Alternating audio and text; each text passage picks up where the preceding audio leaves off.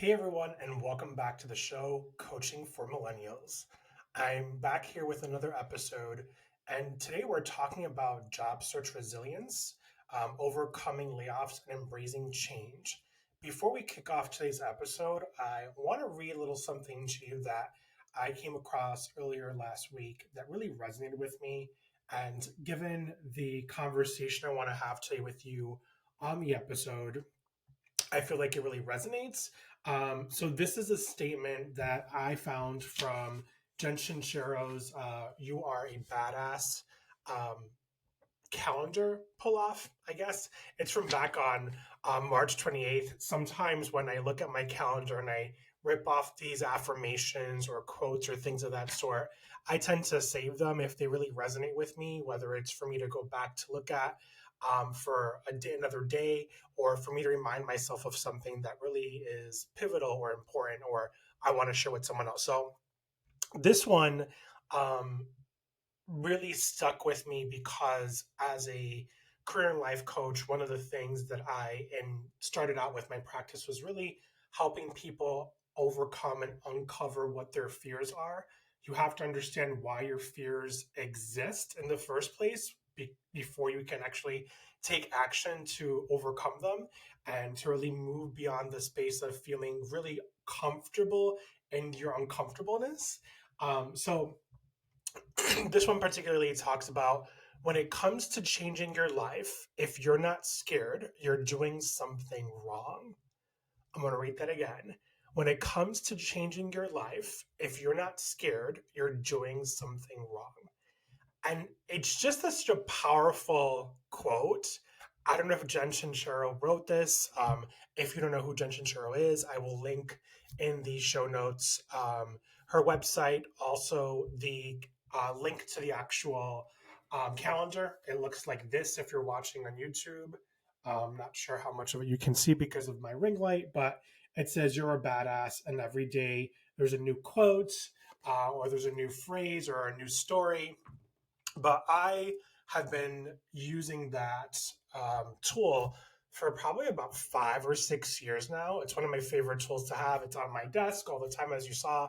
But I will bring more of these as we kind of bring more episodes every single week. And if there's something that really resonates with me, I will also share them. So I will link the calendar and Jen Sure, if you want to check her out. I actually have a couple of her books. She's so great. I really love her. And if you follow her on Twitter, sort of God, I'm not being paid for this, but if you follow her on Twitter, she has some great quotes that if you subscribe, or if you, um, I don't know what the word is called, maybe it is just subscribe, you can get notifications when she posts something every single day. And every morning I open my phone and I have some great quotes from her.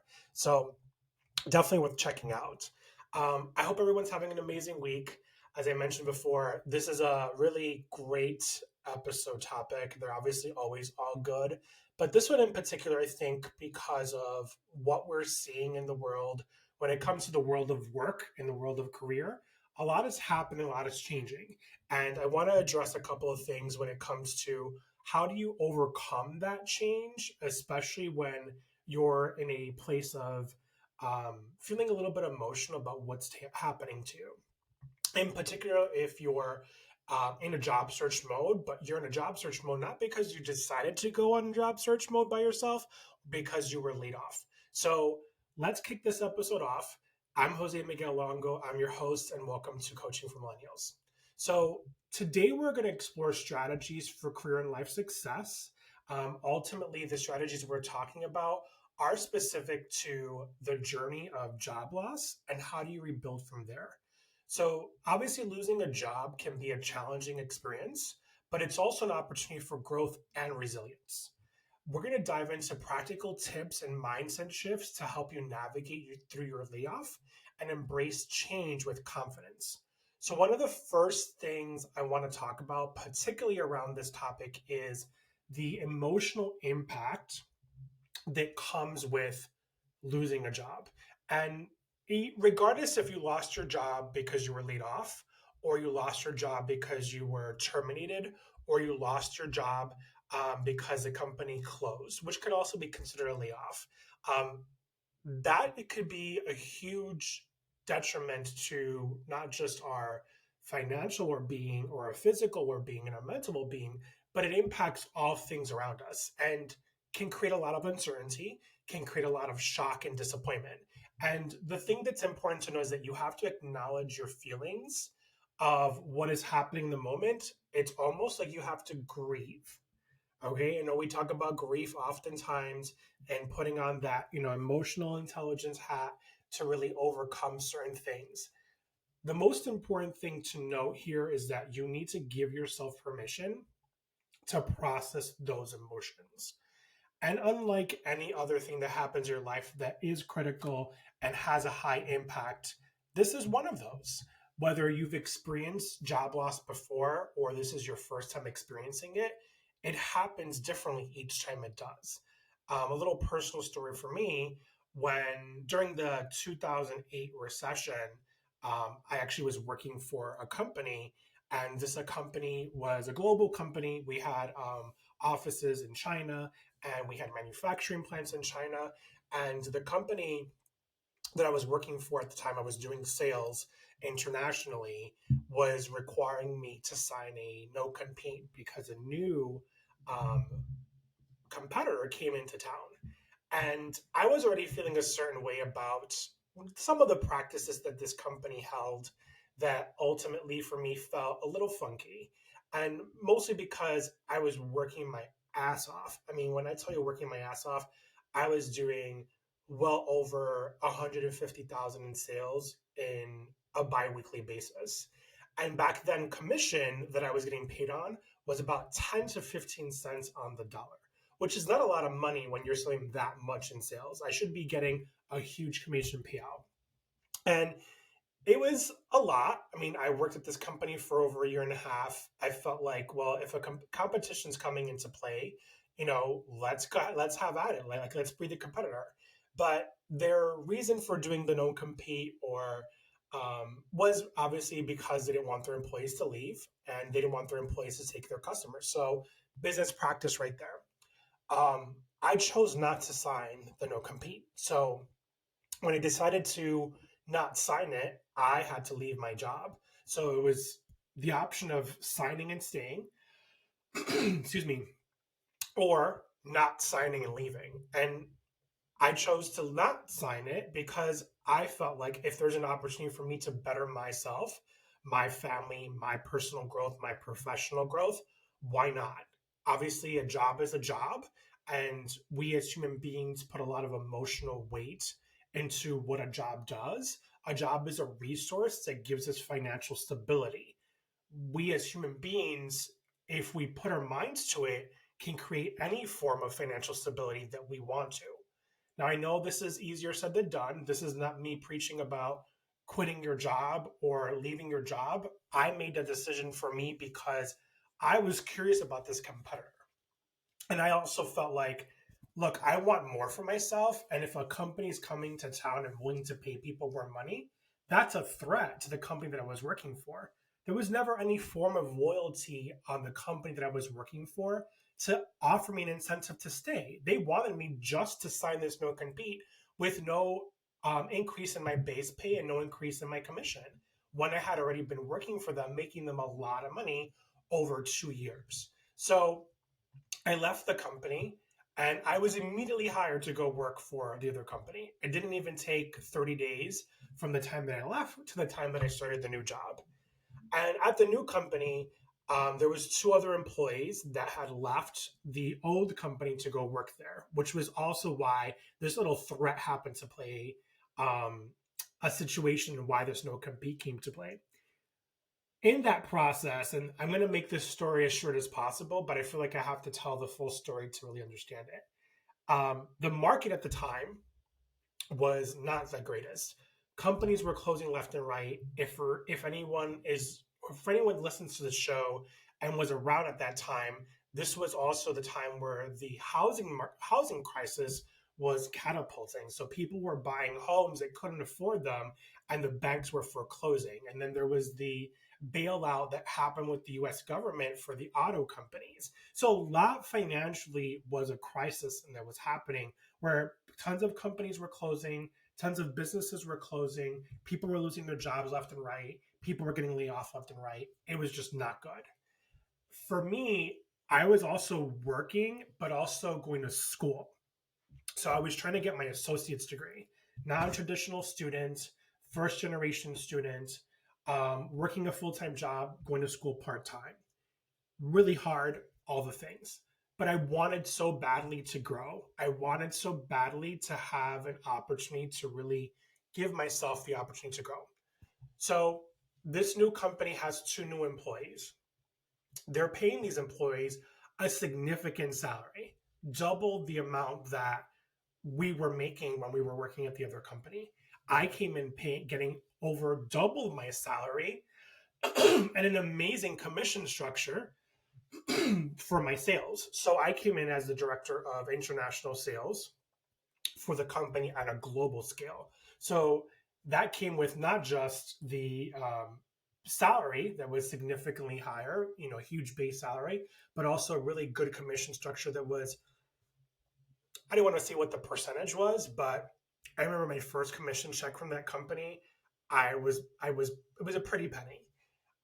Anyway, long story short, the company ended up getting sued by my former employer.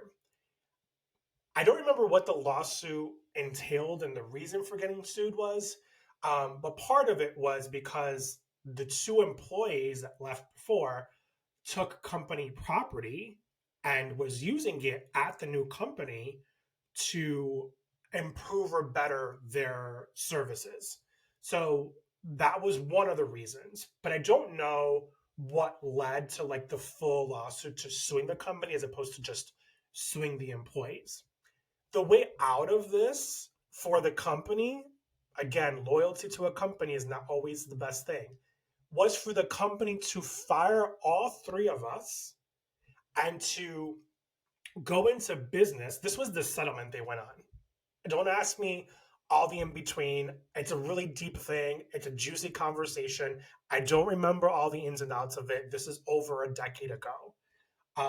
But the way out of it was for the company to fire all three of us um, and to then close. So I got laid off, obviously. We closed the office that I was working at.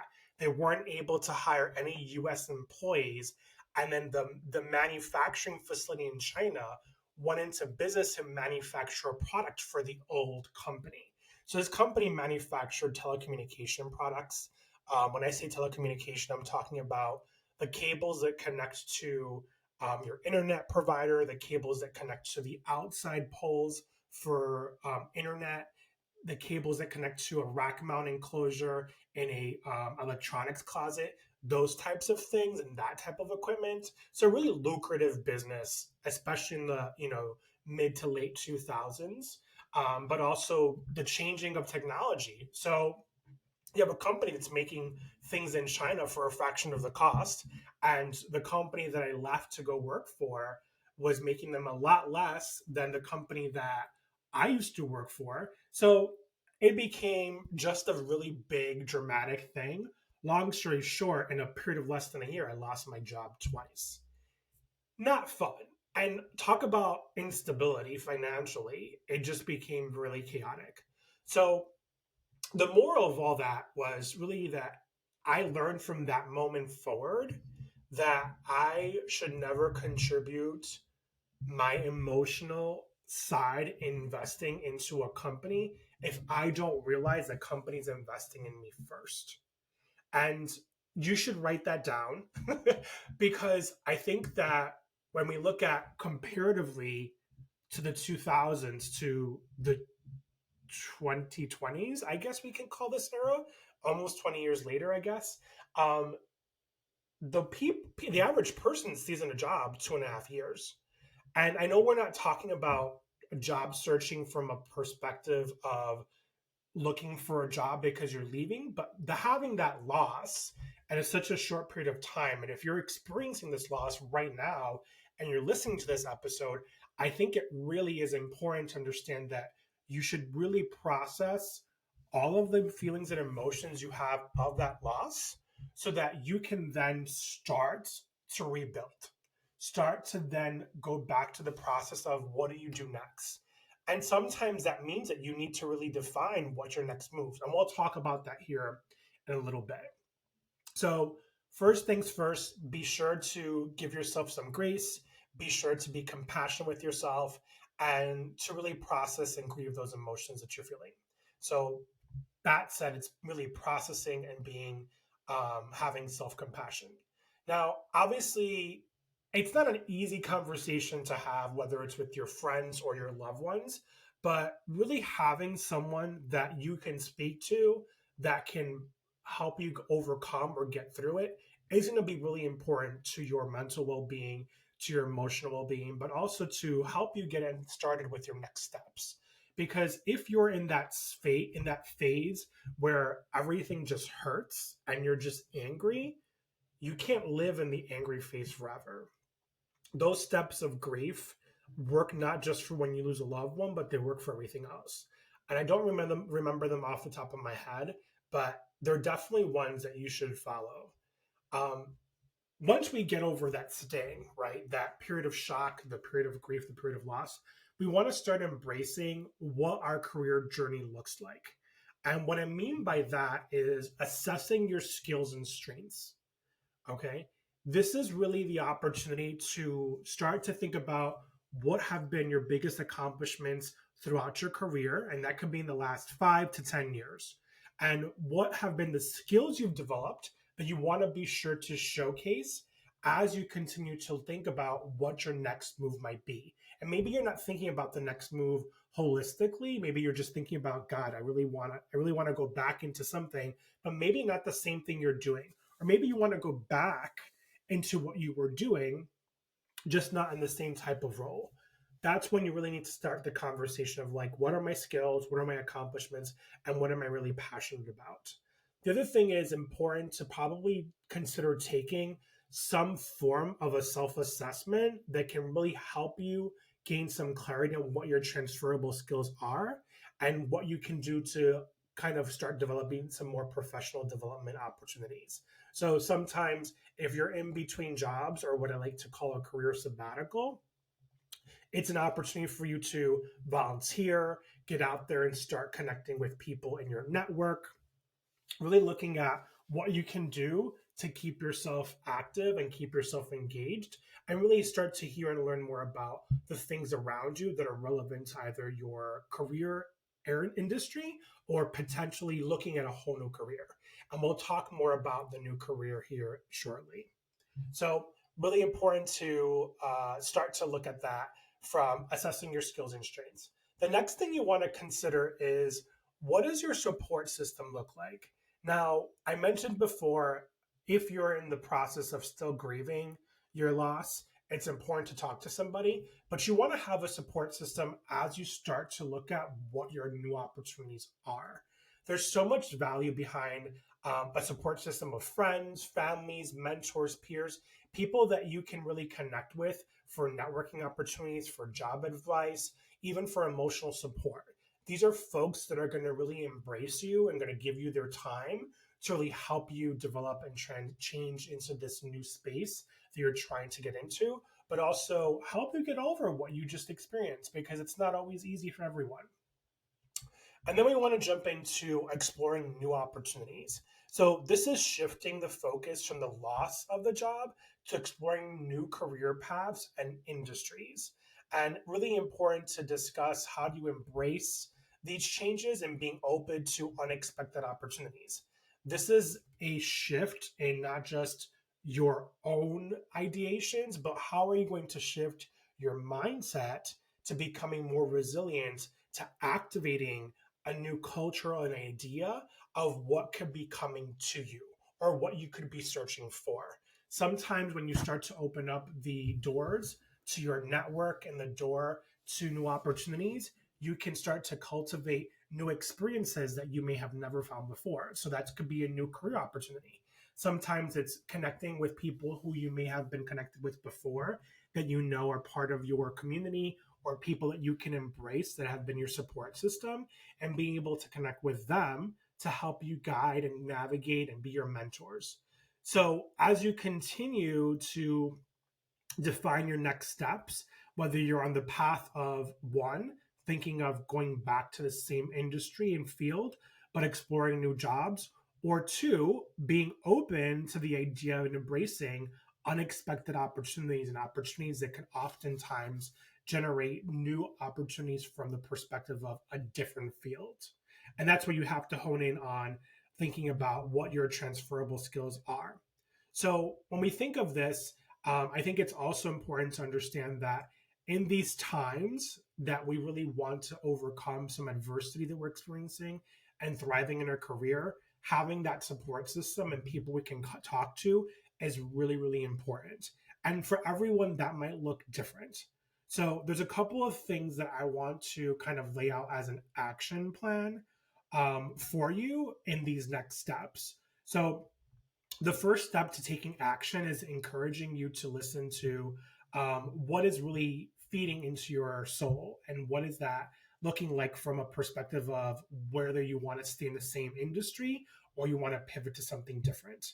After you've kind of made that decision or you've kind of journaled about it or wrote about it or took notes about it, then thinking about how are you going to start transitioning from the mindset of where you were before to the mindset of this is going to be a new experience for me. This is going to be positive. Again, this is going from the place of what it is that you've experienced already and trying to stay motivated and ambitious about the next steps of your journey. When we talk about this action plan, and I'm using air quotations for those who can't see me, this is the job search journey. So, really looking at updating your resume, optimizing your LinkedIn profile, and then in networking effectively. I already mentioned reaching out to the people who have already been part of your emotional support journey, but who are the people that you know in your network, whether those are people that you've always been able to connect with to provide you with access to job opportunities, or they may know who's hiring, or it's you actually going out there and really being able to reach out to people and doing strategic search in LinkedIn or a strategic search online. I think the most important thing as you start to embark on this journey is to stay persistent and stay positive. It's really important to know that the job search journey can be a marathon, but it's definitely not a sprint. And the idea is that you want to stay persistent, maintain a positive attitude, but also celebrate those small victories and wins along the way. When you start to get into this phase of what this looks like for you in this new journey for your job search, remember you have that group of people that is part of your emotional support and your job search network, but also people that you can lean on. Refining your resume. If you need professional support, reach out to people that you know can provide you that. I'm raising my hand because that's one of the things that I do in my coaching practice is I help people activate their resumes. And what I mean by activate is looking at all the things that they've done throughout their career or their former jobs to really embellish it to make sure that it looks clean and it stands out for their future opportunities. I take the job search ideas that they're looking at based on the criteria that they're trying to build from their new job search and start to identify what are some of the key words, what are some of the skills that are required to really map it out and really make it more clear so it stands out when they start to apply to the jobs, whether they're using their network or they're using an actual applicant tracking system. And if you're looking for help and support when it comes to that mindset shift and really activating your emotional intelligence so that you can get past the bitterness or the anger or whatever type of feelings you have, I help people and coach people through that path as well. So beyond just your network of people or beyond your support system, I'm a coach that does this stuff. So reason why I wanted to share this episode was not just to promote my coaching practice as a service, but also to really give you some guidance on how to step in and really overcome some of this and really step in and overcoming what the next steps would be as you're working towards being able to get back onto your job search journey. And it really is a journey. Let's be honest here. Job searching is hard. It's almost harder to find the job when you are working, but also it could be challenging when you feel like you're hitting a brick wall. Don't feel defeated. Again, celebrate those small victories, Even if you hear back from a recruiter, great. Keep track of the applications you're submitting, and be open to like networking with people. I have a whole list of different tracking tools that you can utilize when you work with me as a client to really help you activate your network, connect with new people, and keep track of all your jobs while going through coaching and building your resume and building your LinkedIn. So, having said all that, I hope this episode was really helpful. Just to recap, we talked about the emotional impact of a job loss. We talked about practicing self compassion and assessing your strengths and skills. We talked about building a support system, exploring new opportunities, developing a resilient mindset. How do you take action and stay persistent to positive opportunities that come your way, and what the job search journey could look like? And then also, some tips and tricks. So a lot of the information that we just talked about today will be in the show notes. I'll be sure to include my contact information for anyone who's in this space that really wants to work with a coach and is willing to dedicate the time to have that accountability for themselves, to help them get into their job search journey again, and to help them getting back onto the career field. And whether you're looking to pivot as well, that's one of my strengths, is really understanding people who are pivoting from one career field to another. And I'll also be sure to include the information relevant to Jen Shinchero's site. I know that I mentioned that on the top of the episode today. If you have any questions, I'm always here to answer them. Feel free to reach out to me at hello@coachingwithjosemiguel.com. You can follow me wherever you follow social media, whether it's on TikTok or Instagram, Facebook, LinkedIn, and Twitter at José Miguel Longo. And I look forward to the next episode. I hope you have an amazing day. Stay safe, and I'll see you in the next one.